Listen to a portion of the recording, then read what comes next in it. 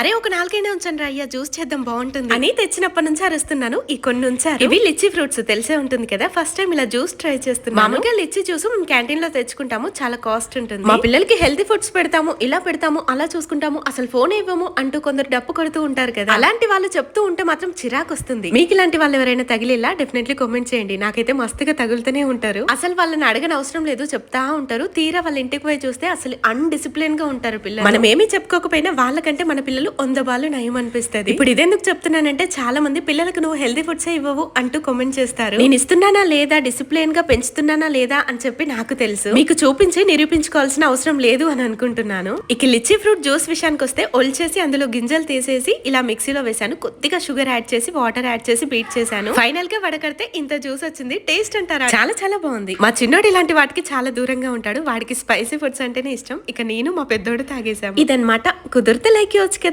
Thank you.